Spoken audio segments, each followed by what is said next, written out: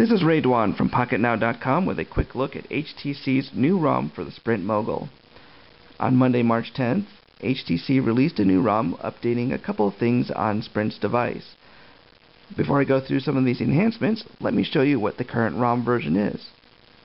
If we go to Settings and under the System tab, we go to Device Information, we'll see that the current ROM version is 3.35.651.2 with a ROM date of February 22nd, 2008. Current Mogul users can go to HTC's US website and download this file. The file itself is about 60 megabytes and takes about 10 to 15 minutes to install. Now, before doing the ROM upgrade, make sure that you've synced up your contacts, your calendar items, your tasks, and backed up any applications that you have, as this upgrade process will wipe out everything that's currently on the device. So what does this upgrade do? Well, the first thing it does is it enhances the phone's radio from EVDO revision 0 to EVDO revision A. What does that mean for you current users? Well, under revision 0, there was a theoretical max burst rate of 2.45 megabits per second. Revision A ups that burst rate to about 3.1 megabytes. Now in real-world usage, you'll probably see something around 400 to 700 kilobytes per second. But to test it out, let's see if that's true. We'll go to Pocket Internet Explorer here, and I've already bookmarked DSLreport.com to do our speed test. So if I go to Favorites, DSLreports.com,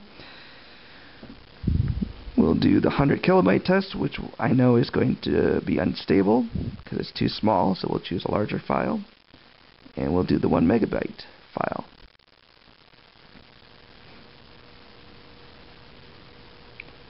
Now where I live in Connecticut, and in this area where I live it's a little rural, so we may see some spotty coverage. But looking at this here, we just got a speed of 948 kilobits per second with a latency of 0.232 and a download time of 8.846 seconds. Really strong showing there. We'll try that again to see, make sure that's not like an anomaly.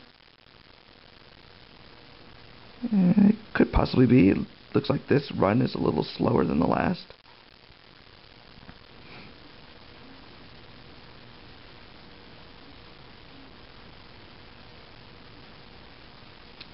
It's still loading here. And we're down to 721 kilobytes per second with a latency of 0.228 and a download time of about 11.5 seconds. I'm just going to do one more run of this just to see what happens.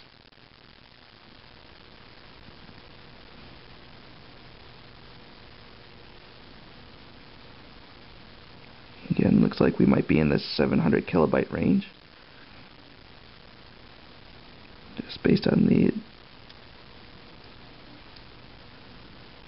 time here. And actually we're up to 832 kilobytes per second, so it looks like we've got some pretty strong showing from this update. 10 seconds to download the file this time, but if we were in stronger areas we'd probably see a little bit more consistent showing and probably a little faster. Also keep in mind that network traffic may also affect the download times. So the second update that HTC has made was actually to enable the GPS chipset that's already built into Qualcomm's MSM 7500 processor. I know a lot of Sprint users were looking forward to this, as the only device in the US market right now that's a Windows Mobile 6 professional device that has GPS enabled is the AT&T Tilt.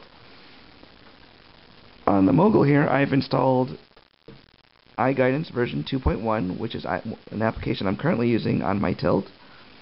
If we click OK, we're going to see how quickly it takes to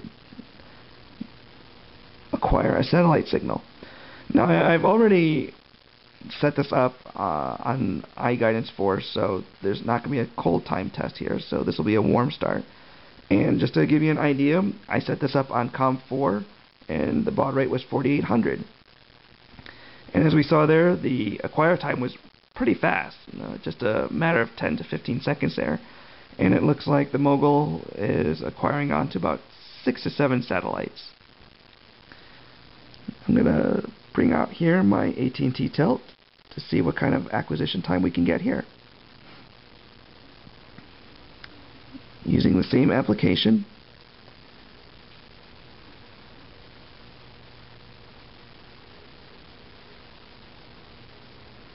Tilt's still working on it, and it looks like it acquired onto 5 satellites just as quickly, about 10 seconds or so. But if you notice that the Mogul actually has a stronger catch on the satellite signals, so that's a pretty good showing for the Mogul here. Let me put down the tilt, and we're going to exit out of iGuidance here. I've also installed Microsoft's Live Search and Google's Google Map Mobile on the device. So let's try Google Maps. Again, I've already set up the GPS. I haven't used it yet. So if we click on Use GPS, we get this error message. Your GPS receiver does not appear to be responding. Interesting is iGuidance already recognized it and started up pretty quickly. If we scroll down, looks like we get what is GPS? How can I improve GPS reception? And could be a function of me just being inside my house. Let's retry again. Doesn't look like it. Looks like maybe Google Maps doesn't recognize the GPS device on or the GPS chip on the Mogul. Let's see if Live Search has that same problem.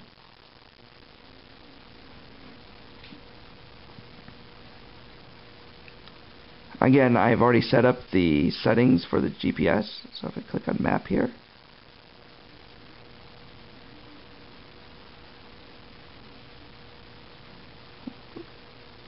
loaded up the satellite view pretty quickly. If we center on GPS here,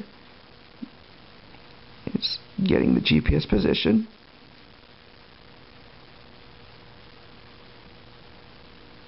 And it's close to my house, but not exactly it.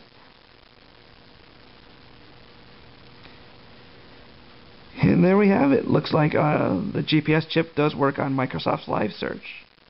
And it's centered on the position where I am currently. So that's interesting. Looks like the GPS chip may be a hit or miss depending on which application you use.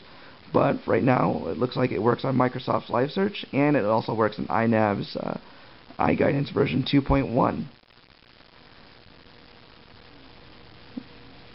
This looks like it's a promising ROM update, and looks like something that most Sprint users will want to do. So this has been Ray Dwan with Pocketnow.com, and a first look at HTC's new ROM for the Sprint Mogul.